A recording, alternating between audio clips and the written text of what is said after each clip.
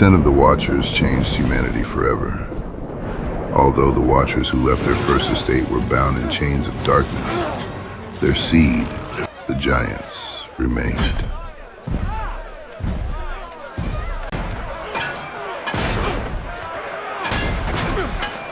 Some of the Giants were worshipped as gods. Others were viewed as great heroes, defending the people from their enemies. But as the Giants' kingdoms grew, so did their need for resources. As resources grew scarce, the Giants plundered human cities and even began to devour man as food. Still, there was not enough to satisfy the immense appetite for food and resources required to sustain the Giants. So, inevitably, after turning on man, they turned on one another. And that began the clash of the Titans.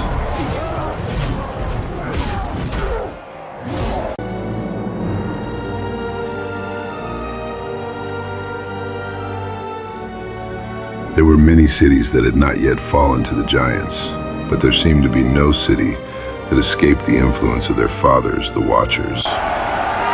Every imagination of the people was evil continually, corruption to the core of society. Just as the Giants waged war against themselves, men have also turned against one another.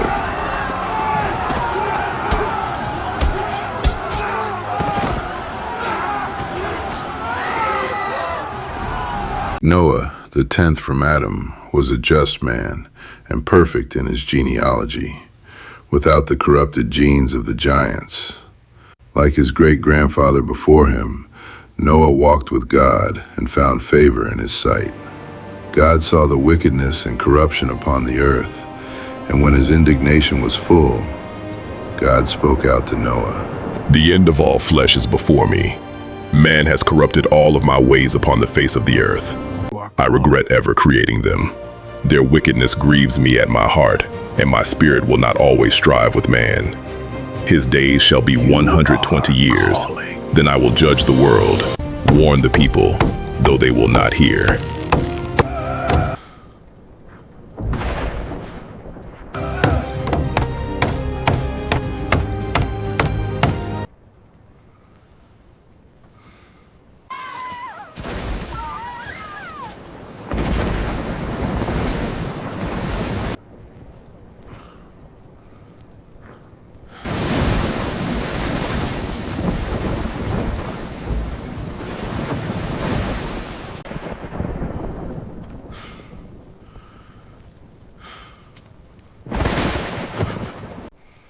The storm is not merely rain, it is the judgment of the heavens. We must finish the ark at once. He who has an ear, let him hear the judgment that is to come upon the whole earth. It is in him who created us to now destroy all men, all beasts, and all that creeps upon the ground. Cease! I say again, cease! Cease from your wickedness, that he might stay his hand against this generation. Though Noah preached that judgment was at hand, no one would listen. So Noah and his 3 sons began to build a large boat in an open plain. Over many years, crowds of people would gather as the ark was being built.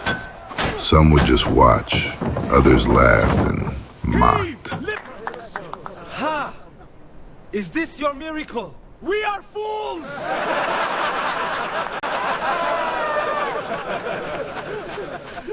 Water from the sky!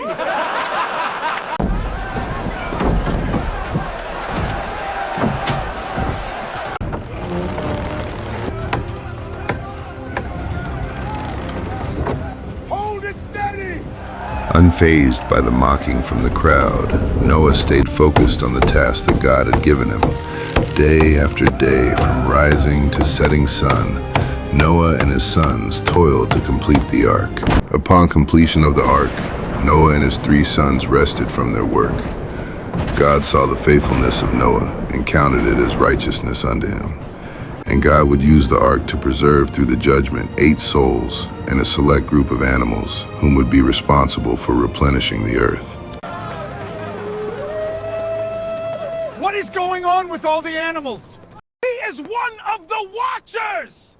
For years I have proclaimed from the housetops, the streets, and even right here, that the world shall be judged by the Almighty and everyone and everything will die. For yes! You are correct. You have been here for years telling us water will come from the sky. And where is this water? That in 7 days, water will fall, and the seas will rise to over the tops of mountains will not be seen. Nothing will be spared. Nothing, and no one outside this ark will survive. I've had enough entertainment for today. 7 days, huh? Well, I better go spend these last days with my wife and kids. 'Cause we are running out of time. Noah. Come you and all your house into the ark. In you have I seen righteous before me in this generation. The end of all flesh is come, and I will kill them all with the earth. Man, beast, and everything that creeps along the ground. The fountains of the deep shall be opened, along with the windows of heaven. Come into the ark, you and all your house. Make sure to forget nothing. There won't be opportunity once we are inside. When Noah and his family had entered into the ark, God himself closed the doors of the ark and sealed them so that no man, not even Noah, could open them. The seventh day started like all other days. People were doing what they always did, working, buying and selling, marrying and having children. Nothing out of the ordinary. But it wasn't an ordinary day. It was anything but. The fountains of the deep were opened, and the waters were troubled. The firmament cracked, and the windows of heaven were opened, and a deluge came from the sky, water from the sky. Something that had never happened before, but was mocked at Noah's preaching. Now that which they had mocked have come upon them unaware.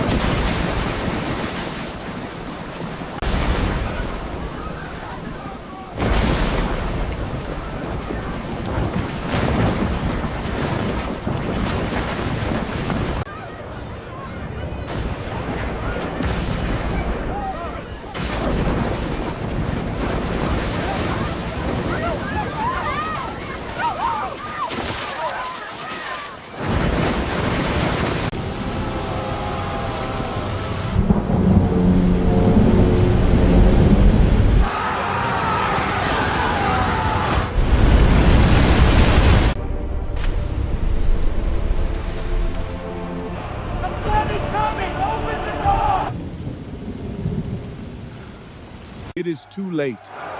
God himself has shut the door and set a seal on it that none can break. I warned you. I warned all of you this day would come, but you would not hear me.